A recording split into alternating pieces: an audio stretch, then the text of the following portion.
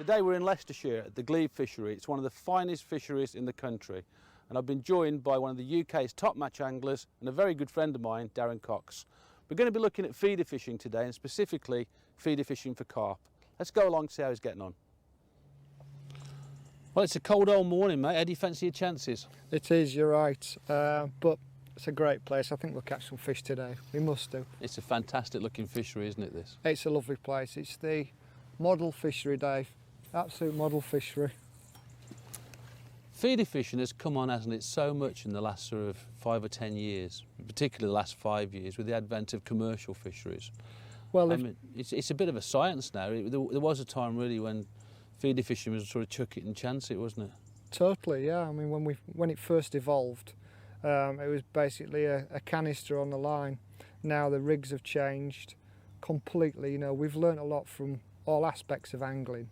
And we've just really honed it and fined it and tuned it and turned it into an art form itself, like you said. Is that a bit of an indication then? Yeah, starting to get liners and first signs now.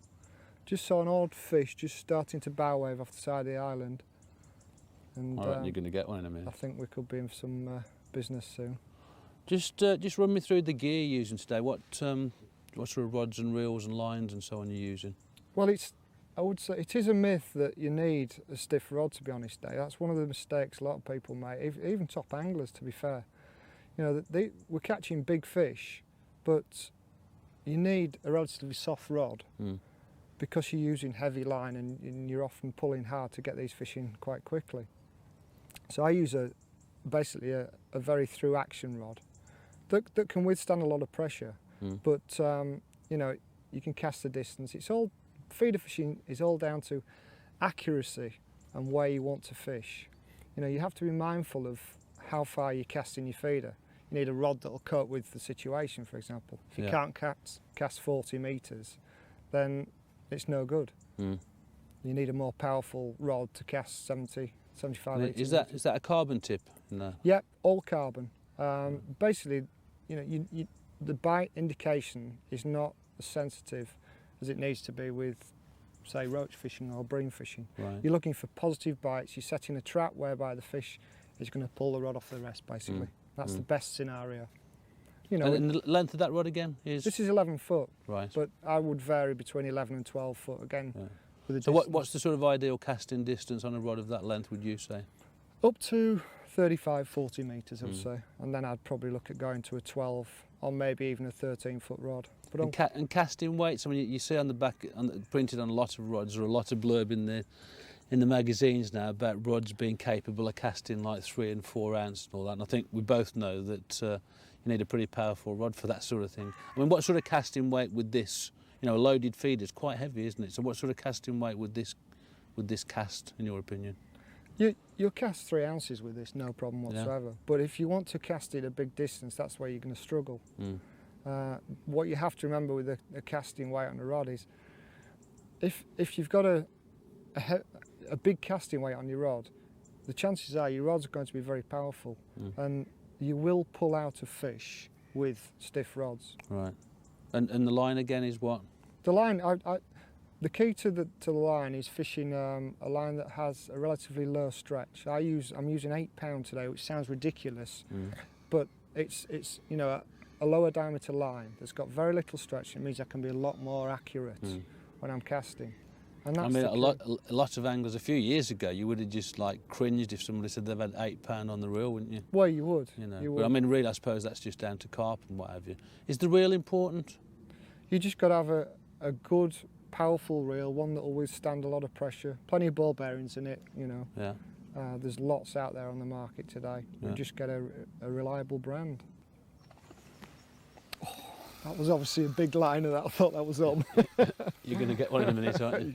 I think so, yeah. I can sense it. Before you cast out, mate, let's just run through the rig you're using today. Yeah, sure. Well, it's a very, very basic rig. Obviously, a lot of the best rigs are basic. Most fisheries insist on a running feeder. Why? Basically, so that if you snap off when you've got a fish on, it doesn't tether the fish. Right. The fish could hook itself up in weed or snags. And the hook's barbless, of course. Yeah. Hook is barbless, so it's, you know, within probably seconds of you losing a fish on the whole rig, Yeah. the fish has dislodged the hook and it's away then. Right. And that's key. But basically all I've done is I've got what I call a twizzled loop with a bead stopping it, and the swivel runs... Is that bead running? No, the bead's fixed. Right.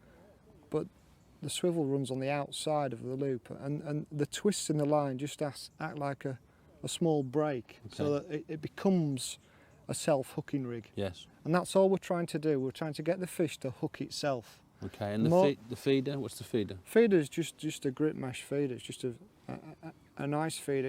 If I'm fishing in shallow water, then This is one of the feeders with the spikes inside, that's isn't it? it, yeah. Yeah. Just helps grip the bait in. You can actually fish with a relatively dry mix. Right. Squeeze it hard and it explodes out of the feeder quickly. Okay. You know, especially in shallow water, you want your bait to be coming straight out of the feeder, because these fish at the moment are fishing in. I mean, how deep is it over there, you reckon? Well, we've got the maximum 18 inches, but very, very Yeah. tight to the bore, which is where I'm trying to get. So you don't want the feed staying in the feeder for a long You want time. That's you what want you're the saying. feed out, because the fish are coming, hitting the feed, Yeah. and then obviously your hook bait's landing around the feeder. You're getting the fish worked up in a frenzy, Yeah. and they just pick your bait up. I think it's part of the feed coming out of the feeder, Okay. and they're on instant. Then below the feeder, then you've got what, 2 loops? Yeah, I've got 2 loops which just simply act like a boom. Right. It just means that your line stands off Yes. where your feeder's coming down, so you get a lot less tangles. Yeah. And then is the hook length, in your opinion, is that critical on length? I mean, some fisheries have got sort of length limits on hook lengths. Yeah. I mean, here there's an 18-inch limit, so we've got to Right, so you're fishing to that. stick to the rules. Yeah. But general principle with carp fishing is the closer you can get the hook bait to the feeder when fish are feeding well, Yeah. then the quicker you're going to get a bite. Okay. Now the business end, right? This is where a lot of it, the hook end of it. I mean, hair rigs have become more and more and more into match fishing, haven't they, in recent years? Yeah. I mean, we used to laugh at things like this. You know, it was a specimen angler's domain, and that was it, wasn't it, really, for boilies and so on. Yeah. I mean, hair rigs now are just so common, aren't they, in match fishing? I mean, how have you set yours up? Well, again, it's very, very, very basic. I mean, we're trying to create a self-hooking rig. So all I've got is I've got a quick stop tied to a small Is loop, this done with a knotless knot? just tied up with a knotless knot. That's Yeah. all it is. Yeah.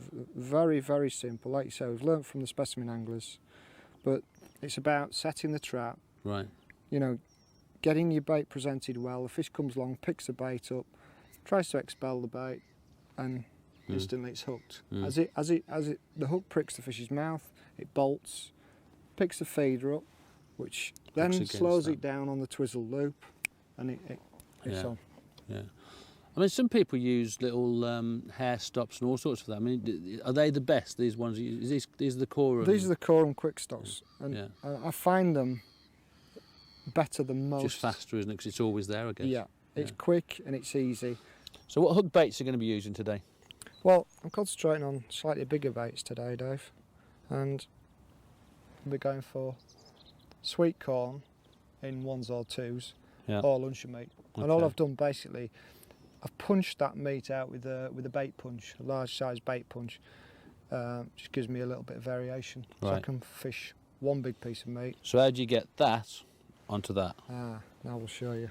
Well, again, so using the Corum quick stops, that very, very quick and easy. Literally, you got a little tiny spike that you can use as a bayonet. Yeah. Then you take your piece of meat, push that through the centre,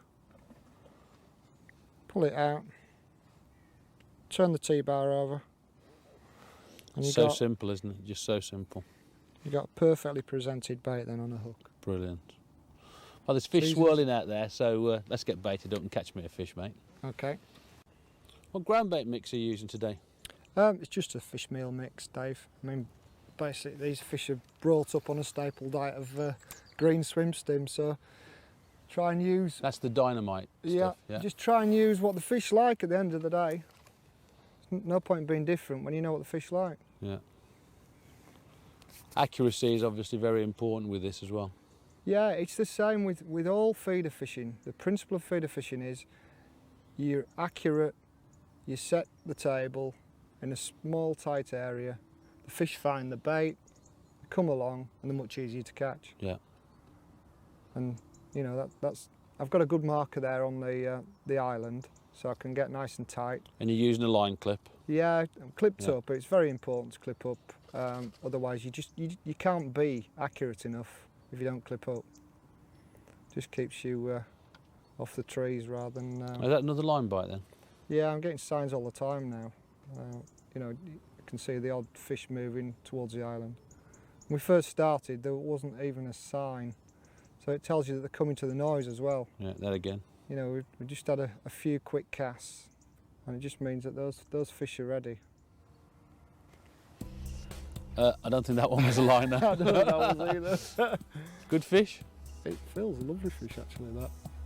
It's just, you just got to be so patient. You know, we've seen those indications all the time that, you know, you just got to convert them into bites, don't spook those fish. That early. rod's ever so forgiving, isn't it? I see what you mean. Yeah, There. it's just like, just elasticity. It's worse than the same principle as pole elastic, you know. Am I right here in your way? Yeah, you find that diving, no problem. There's no need to rush fish this big, is there? I Well- mean, like, it doesn't take long to put a big weight together, does it, a fish like this? No, you come back with 4 or 5 pound on the hook every 10-15 minutes. You know, you can soon build a massive weight, can't you? It's all about being patient. It's taken a long time to get this fish on the hook. Yeah, So, you know, I want to get it in and get back out. yeah.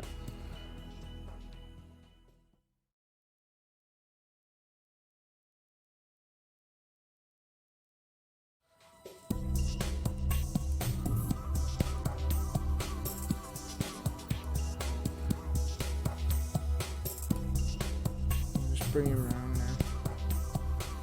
This is where a lot of inexperienced anglers lose fish, isn't it, just at this point? Yeah, just kite him round and just try and get his head up without putting too much pressure on him. It's just a Are case you of using a coax. clutch? I have got the clutch slightly set so that if it goes mad and it pulls away, it'll just take a little bit of line from me rather than break the hook length. Right. And I actually set the clutch at home when I set my rods up. There you go. Nice one. Good start, mate. Well done. That's a nice fish. How big?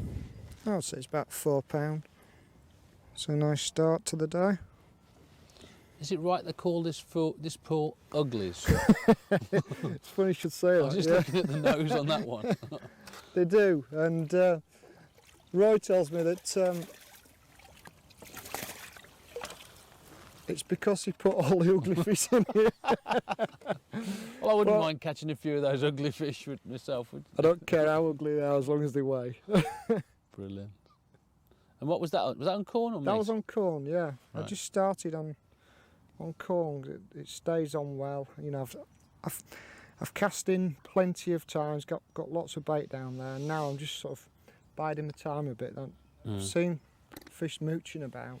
So how many feederfuls would you say you've put in there to catch that? 25 feederfuls, which is quite a lot of bait. But you know, I'm fishing for big fish. They can eat a lot, these fish, but you've got to get the bait there, set the trap, and then just be a little bit more patient. Start slowing down the casting, Yeah. and just letting the fish come to you rather than And what about making what about them. the free offerings? I mean, you've got casters and a bit of corn, a bit of meat. Do you think it's important to keep that going into the mix as well? It's vital. I mean, what I'm trying to do is I'm trying to make them eat the particles rather than the ground bait. They'll come along and eat everything, but if you just put ground bait in, they'll what we call gill feed. Right. They'll start picking the ground bait up, sucking and blowing the ground bait all the time, Okay. and they won't be expecting, you know, these small particles in the feed. What I'm trying to do is make them look for that rather than gill feed. Once you can get fish there picking off the bottom, they just lose their inhibitions and they become a lot easier to catch. Interesting. I know you've got this special hold all behind you, Darren, with loads of made-up rods. What's all that about? Yeah, it's not laziness, I can assure you, but you often find with a lot of the matches these days, you haven't got long to tackle up.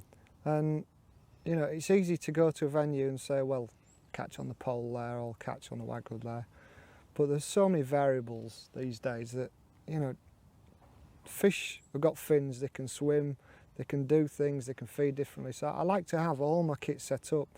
I can have 2 feeder rods set up, I can have 2 waggler rods set up, and it's a case of, you know, get to your peg, decide what you want to do. My kit's there, ready. Yeah. You know, if I want to say, right, I'll be better on the waggler today, I know that it's going to take me 2 minutes to set that rod up. Yeah. And, you know, it just means that superb idea, isn't it? And it's all, obviously it's all padded so the rods are protected in there as well. Well, that's it. Really I mean, it's all ready.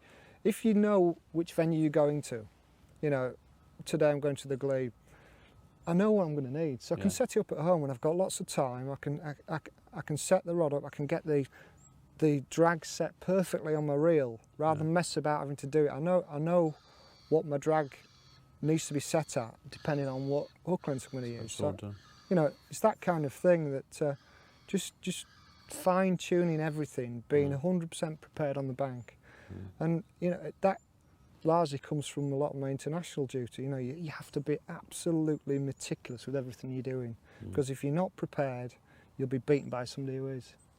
Brilliant idea. Yeah, it's, you know, it just works well. You know, the years gone by where we were going to pegs on rivers where we didn't actually know what we'd need. You know, these days, you know what you need. And you can park behind your peg on most of the swims as well. You carry much more gear.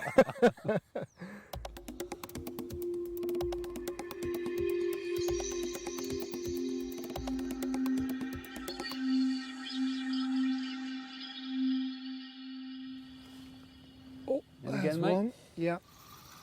So we've been getting lots and lots of signs. There's fish there, but they're just. Well, it's typical. It's typical of commercial carp fishing. This is, isn't it? I mean, quite often you get a slow start to the day, particularly on a cold day like this, don't you? Yeah. And then it just gets better and better as the day goes on. But I mean, haven't commercials come on down the last sort of 10 years or so? Oh, it's incredible. Absolutely incredible. They've changed the face of pleasure fishing. They've probably saved match fishing, I would say. You know, there's still lots of good fishing outside of commercials, but you know, we need them. It's easy to dismiss, Darren. I mean, it's easy to dismiss some of the venues are just holes in the ground, and some are, aren't they? But yeah, some are done very well, and some are like this, just done absolutely beautifully. There are some fantastic fisheries now. Yeah, and you know, but we do still have to remember that these places are full of fish, but fish don't need to feed all day, every day, and you've got to be patient. You can sit there for a long time waiting for a bite. Then you can catch 100 pound in 2 hours. Well, with fish this size, you can. Yeah, for sure. Yeah.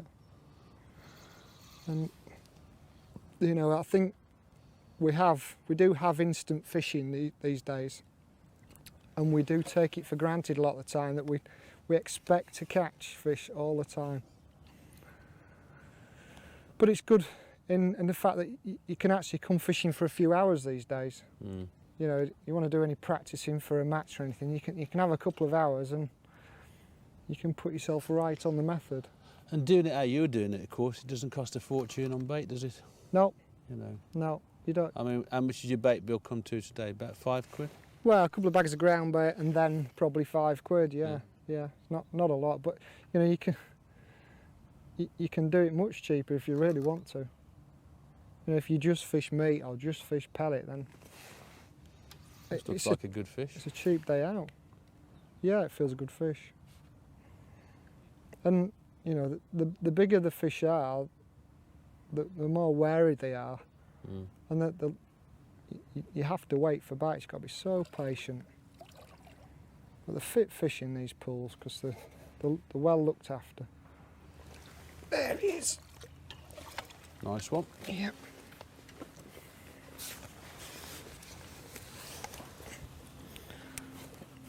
Another mirror? Yeah, it's another mirror, Dave. Just a sprightly mirror. Frisky mirror, by the way. Yeah, but it's a nice fish. You know, they're all. That's probably one of the smaller ones. That, lovely isn't it? condition, though. Yeah, isn't it? lovely fish. We'll get him in the net anyway. I like the way you put that that landing net in there. A lot of people make the mistake of trying to handle fish like that into the net and drop them back or whatever. It's a much better way to transfer in the landing net, don't you think? Definitely, they're just too powerful, these fish. You know, they can really kick and fight, and you know, you can break your gear, you can hurt the fish. You've got to be very, very careful and treat them with kid gloves. Just Was that one on meat? that was on meat, yeah. Yeah, a couple on corn and last few on meat. Just I reckon you're settling going to in. sack up now. Yeah, I think you're right. Go for it, boy.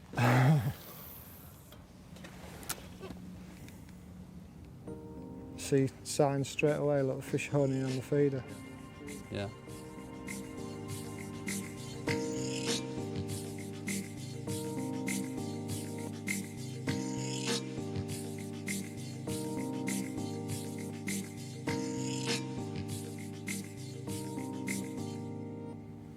Oh, we're in. We're in again. It exploded over there as you hooked that there. It's Gordon Bennett, that's a big fish. What's pulling hard as well, kiting right off to the right, straight away. Look. I mean, it's so shallow over there. 2 or 3 of the fish you've hooked today, they're just, the minute you hook them, they're just sort of boiling straight on the surface. Yeah, it's interesting, that bite as well. It dropped right back. It obviously picked the bait up, You know, if you pricked had, it, felt it, and bolted back off the shelf. if you had too stiff a rod on this, you'd be cracking off on the bite, wouldn't you, today? Yeah, exactly. And it's just cushions the blows of the fish as it bounces side to side with its head. Yeah. Just a steady pressure. It feels like a big fish, to be honest. You can never tell with these fish until they come in. Some of them fight like mad.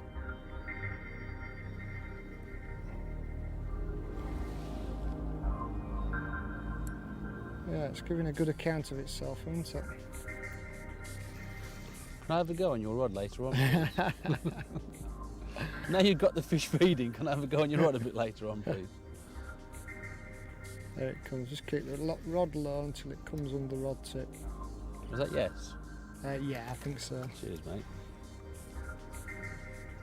That's a good fish, is that? Not ready quite yet, No. is he? It's coming round now. So you think they're beaten, but just that last bit. They don't like it up them. No.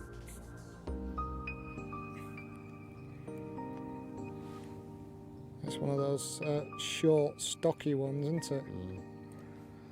A good fish. Wow, what a fish.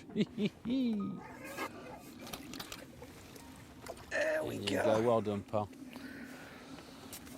Nice fish. Well, it's a great one to finish off today. We'll finish off today's session because when we finish this, I'm going to have a go with your rod, all right? Well, what have we learnt today? The mix was obviously right. Darren's caught loads of fish on it in the past, but it was a slow burn today. It was cold to start with. The temperature was well down last night, and it probably took in the region of 2 hours to get the fish feeding properly.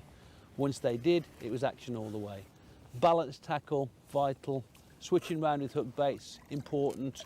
But really is caught fish on meat and on corn. It's been a great session. I've really enjoyed it, and I hope you have too. See you soon.